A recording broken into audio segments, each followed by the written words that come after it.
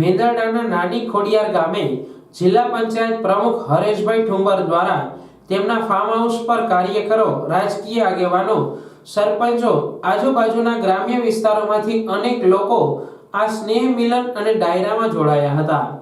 Farm હાઉસે યોજાયેલા કાર્યક્રમમાં ગુજરાતના ખ્યાતનામ કલાકારો રાજાભાઈ ગઢવી, તેજભાઈ ગઢવી સહિતનાઓએ ડાયરાની રમઝટ બોલાવી હતી અને ઉપસ્થિત લોકો આનંદ વિભોર થયા હતા. આ કાર્યક્રમમાં અનેક લોકો ઉપસ્થિત રહ્યા હતા.